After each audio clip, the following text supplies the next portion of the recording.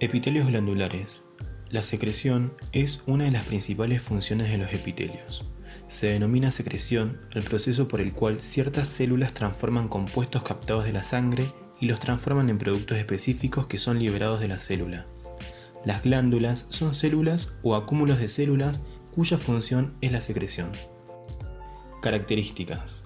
El epitelio glandular se encarga de la secreción de una amplia gama de sustancias con funciones múltiples desde hormonas y lípidos hasta moco.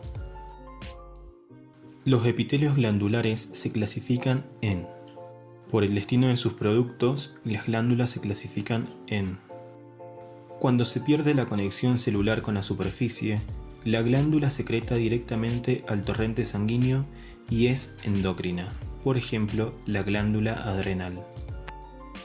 Cuando un conducto persiste para conectar la glándula con la superficie exterior, la glándula es exócrina.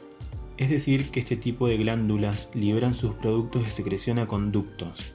Las glándulas exócrinas, a su vez, pueden clasificarse en: de acuerdo al número de células en unicelulares o multicelulares, de acuerdo a la forma de las unidades secretoras en tubulares o alveolares, de acuerdo al tipo de secreción en mucosa o serosa, y de acuerdo a la multiplicidad de unidades secretoras en simples o compuestas. Un ejemplo de glándula unicelular es la célula caliciforme.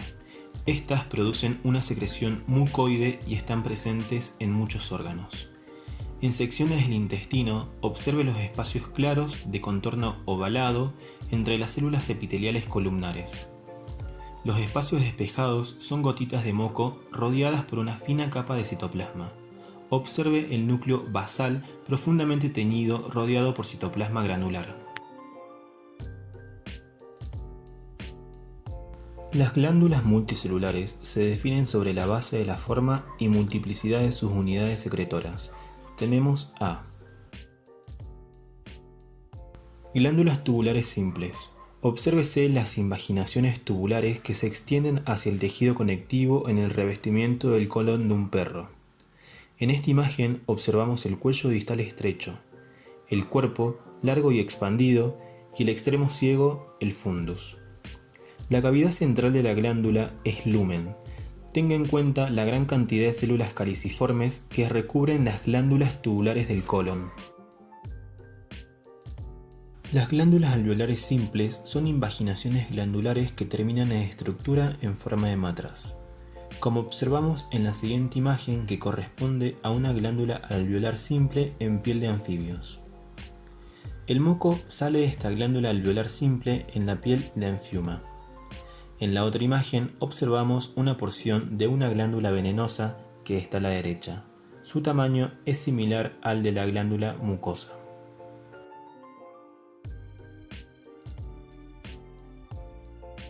Glándulas alveolares compuestas. Esta glándula está compuesta por muchos alvéolos que vierten su secreción en un conducto común. Es una glándula alveolar compuesta con una doble función, la de producir secreciones mucosas y serosas. En esta sección semifina de la glándula submaxilar de un mono, las células secretoras de moco son casi blancas, mientras que las células serosas están llenas de gránulos violáceos. Note el diminuto lumen en el centro de algunos de los alvéolos mucosos.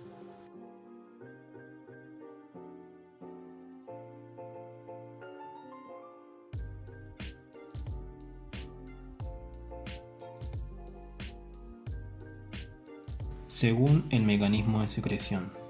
Glándulas holocrinas.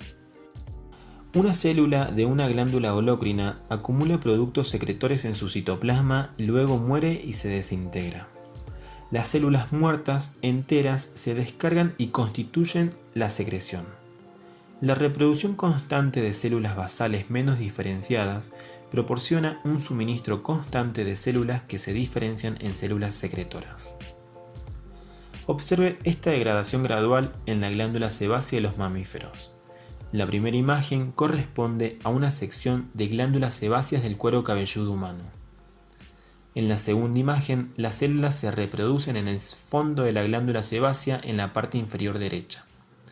A medida que se mueven hacia arriba, acumulan gotitas aceitosas y mueren, vertiendo sus secreciones y restos celulares en el folículo piloso.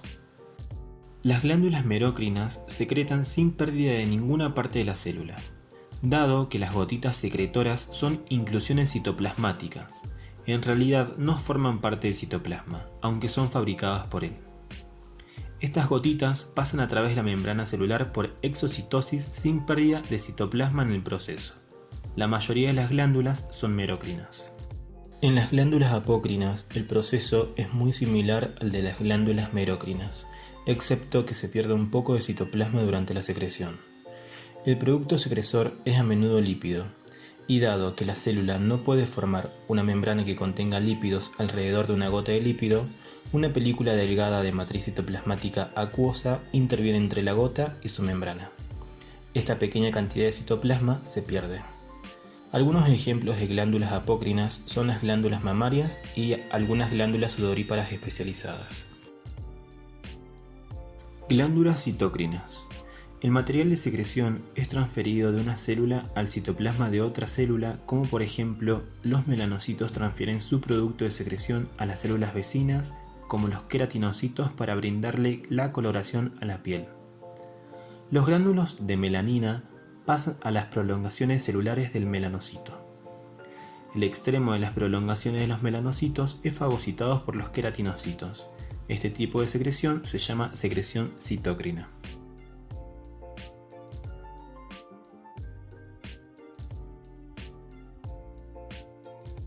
Según el producto de secreción. Desde el punto de vista químico, los productos segregados por las células exócrinas pueden ser de tipo mucoso si el producto de secreción es viscoso, rico en mucopolisacáridos o mucoproteínas, como por ejemplo el secretado por las glándulas esofágicas, y seroso si el producto de secreción es un líquido claro, acuoso, de contenido enzimático, como por ejemplo el de los acinos pancreáticos. Las células de secreción serosa y mucosa pueden distinguirse fácilmente entre sí morfológica y tintorialmente, utilizando la técnica de coloración de hematoxilina y eosina. Unidades secretoras mucosas. Una unidad secretora mucosa cortada transversalmente muestra una luz bastante amplia e irregular. Las células están dispuestas en cuña alrededor de dicha luz. El citoplasma presenta un aspecto claro y vacuolado, ya que las glucoproteínas que contienen las vesículas membranosas de la porción apical no se tiñen con hematoxilina y eosina. Sin embargo, sí lo hacen con técnicas histoquímicas como el PAS, el azul de alciano y el azul de toluidina. Con el PAS se colorea por su contenido glicoproteico y en las otras dos técnicas debido a la presencia de radicales sulfatos y del ácido siálico, lo que le confieren el carácter ácido a la mucina. El núcleo de la célula se encuentra rechazado y aplanado hacia la base de la célula. Unidades secretoras serosas.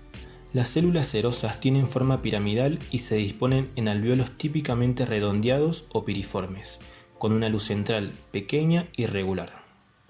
Con el microscopio óptico en un corte teñido con hematoxilina y eosina, el citoplasma basal es intensamente basófilo por su contenido en ribosomas libres y cisternas del retículo endoplásmico rugoso. El núcleo se halla cerca de la base de la célula, pero no directamente adosado a su membrana. El citoplasma apical muestra gránulos eosinófilos denominados gránulos decimógeno, los que pueden observarse en preparaciones bien fijadas. Al microscopio electrónico se observan como vesículas redondeadas de membrana. Unidades secretoras mixtas. Algunas glándulas son de tipo mixto, ya que presentan unidades serosas y mucosas, o una combinación de ambas. La combinación suele consistir en unidades mucosas redondeadas de agregados serosos en forma semilunar, los que han sido denominados medialunas serosas.